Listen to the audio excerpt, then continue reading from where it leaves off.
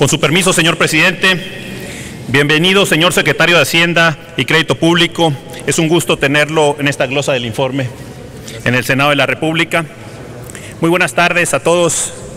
En política siempre es bueno recordar los compromisos que se hacen cuando se lleva a cabo un gran proyecto. Como usted sabe, señor secretario, el grupo parlamentario del PAN se opuso de manera férrea a la reforma fiscal porque sabíamos que sería un error de graves consecuencias. Nuestra oposición a esta reforma, que fue avalada por el PRI, el PRD, el Partido Verde y el PANAL, de ninguna manera puede ser interpretada como una oposición insensata. Sobradas pruebas dimos de responsabilidad con México al participar en el pacto y aprobar un sinnúmero de importantes reformas, a pesar de que otros partidos se opusieron a ellas durante 12 años. Ustedes se comprometieron, en primer lugar, a que esta reforma daría un impulso decidido al crecimiento económico, y lo que hemos vivido son continuas y constantes rebajas a las expectativas de crecimiento del país. Para el próximo año se había comprometido a un crecimiento cercano al 5%, y ya sin sorpresa vemos en el paquete económico del 2015 una estimación de tan solo 3.7%, lo que significa simplemente que si hacemos un ajuste por el incumplimiento previo a las expectativas de crecimiento que hemos vivido en estos 2 años pasados, no sería nada extraño alcanzar un avance de solo 3% de crecimiento para el próximo año. Ustedes se comprometieron a hacer lo que llaman una reforma fiscal justa, para que paguen más los que más tienen, sin tomar en cuenta que al subir la tasa de impuestos al 35%, uno de los niveles más altos del mundo, ha provocado un desplome de la inversión y por lo tanto de las oportunidades de empleo. Ustedes se comprometieron a una reforma que generaría mayor competitividad, y lo que ha provocado es que México sufra una caída de 23 lugares en competitividad fiscal. Una caída de 23 lugares en competitividad fiscal. Permítame, senador, un momento. Les pido a las y los senadores, a los coordinadores, que nos ayuden a que se restablezca la atención en las intervenciones. Ha transcurrido con participaciones muy interesantes, con la atención de todos ustedes, y es mi deber que prevalezca este ambiente. Continúe, señor senador. Gracias, presidente. A raíz de la reforma fiscal, México ha sufrido una caída de 23 lugares en competitividad fiscal, ocupando hoy el lugar 110 entre 144 países analizados por el prestigiado índice WEF de competitividad mundial. Debemos de recordar que la competitividad es la capacidad que tiene un país para retener, atraer inversiones, y son estas las que generan el empleo. Por ello no es de extrañar que en los últimos 2 años, de 1.100.000 jóvenes que se suman a la fuerza laboral, solo la mitad puedan encontrar empleo. Ustedes se comprometieron a una reforma que fortaleciera las finanzas del Estado mexicano, y lo que observamos en el periodo 2013-2014 es un incremento en los ingresos del gobierno de 18%. Sí, a costa del ingreso laboral de las familias, que ha disminuido en términos reales en 4.5% en el mismo periodo. Por último, el presidente Enrique Peña Nieto se comprometió públicamente al inicio de su mandato al equilibrio presupuestal, ordenando déficit cero en las finanzas públicas, y lo que hoy tenemos es la tasa de crecimiento del endeudamiento más alta de las últimas décadas en nuestro país. Cada familia mexicana debe, sin haber sido consultada, 262,000 pesos por deuda directa del gobierno.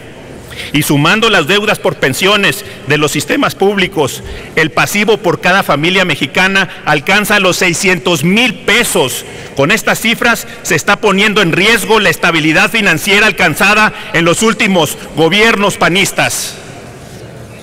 La ciudadanía ha sentido un fuerte golpe con el modelo económico que ustedes han impuesto. La ciudadanía empieza a sentirse en la antesala de una de las grandes crisis recurrentes del PRI, de las cuales apenas nos estábamos recuperando. El grupo parlamentario del PAN sabe que no puede haber soluciones a todos los efectos negativos de la economía mientras no se cambie el modelo económico que tiene sumido a este país en este estancamiento. No nos resignamos a seguir después de décadas con crecimiento insuficiente. Los mexicanos tenemos para dar mucho más. Lo atestiguan la inmensa mayoría de las empresas globales, nacionales o extranjeras, que saben que sus plantas en México son las mejores en cuanto a su gente. Por eso sabemos que los mexicanos tenemos para dar mucho más. Lo saben también nuestros connacionales que buscan oportunidades que en su propio país no tienen y que por millones emigran a países del norte, obteniendo allá remuneraciones al menos 10 veces superiores que en nuestro propio país. Este país, aún con reformas, no va a crecer lo suficiente si no se bajan sustancialmente los impuestos. No es necesario inventar el hilo negro. La muestra nos las dan países en todos los continentes con los que se tendría que comparar México, que son los países en vías de desarrollo exitosos. Todos ellos tienen impuestos sobre la renta menores de 20% y en tan solo 30 años han superado y duplicado su ingreso per cápita. Ejemplos hay, y muy buenos. Es una lucha desde los fundamentos de acción nacional. Tener gobiernos limitados por la ley y con sus funciones bien limitadas también para evitar la permanente tentación de estar por encima de los ciudadanos para controlarlos. Este espíritu se resume en una de las frases fundacionales del PAN: tanta ciudadanía como sea posible y tan solo el gobierno que sea indispensable. Como país debemos reconocer el derecho que tiene cada ciudadano a autogestionar su vida. Y esta autogestión significa darle al ciudadano el recurso y la libertad para que decida qué hacer con su salud, con su educación, con su vivienda, cómo gestionar su ahorro para el retiro, entre otros. El gobierno y los políticos no son los que deben gestionar lo que el ciudadano puede hacer por sí mismo, porque cuando el gobierno se mete a hacerlo, nos convierte en rehenes de sus propios intereses electorales y económicos. Reconocer que cada persona tiene derecho a la autogestión significa que haya menos dinero en manos de los políticos para que haya menos corrupción y despilfarro. La gente sabrá mejor cómo disponer de su propio dinero. La falla del modelo que nos impusieron es pensar que a México lo va a mover el gobierno, los políticos y sus burocracias. Perdón, pero los únicos que pueden mover a México son los mismos ciudadanos, cuando puedan disponer de su propio dinero, generando la verdadera economía, la economía de las familias y no la del gasto público.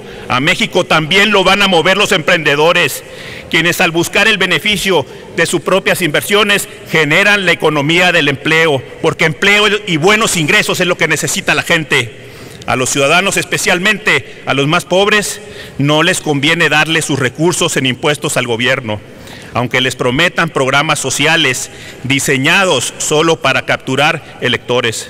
Tampoco les conviene que se lo quiten a quienes pueden darle empleos y oportunidades.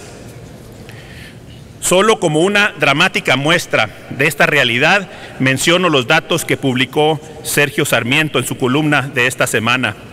El presupuesto 2015 equivale a 200,000 pesos anuales por cada familia.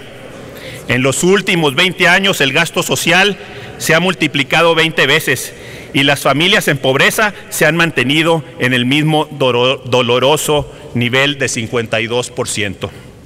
Financiar programas electoreros vestidos de sociales con más pasivos es un error costoso.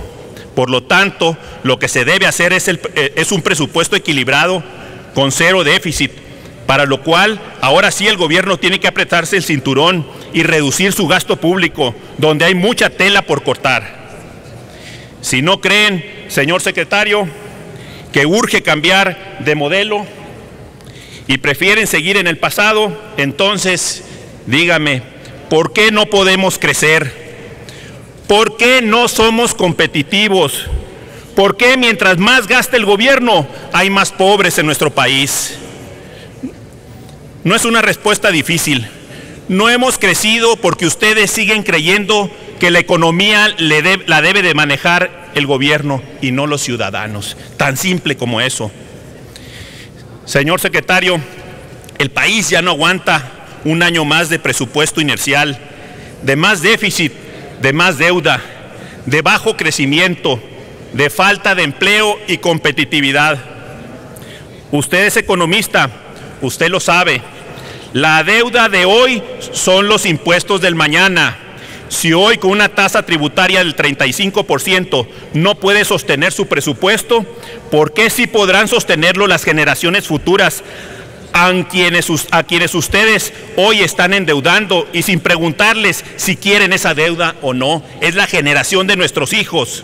México ya no puede tener presupuestos anuales que le exijan a las familias que se sigan sacrificando, mientras el gobierno no hace ni un solo sacrificio para recortar el gasto corriente.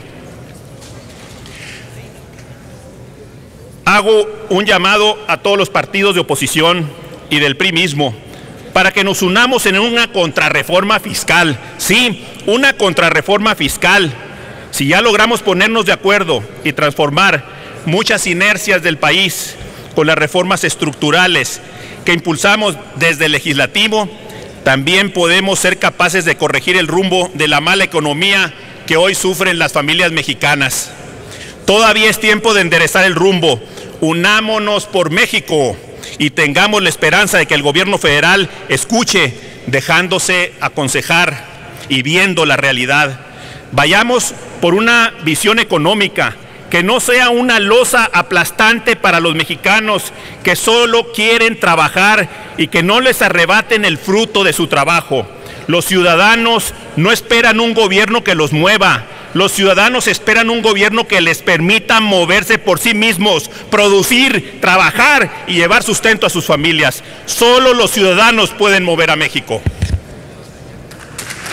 Gracias, senador. Tiene el uso de la tribuna el senador José Francisco Yunes Zorrilla, del Grupo Parlamentario del Partido Revolucionario Institucional. Hasta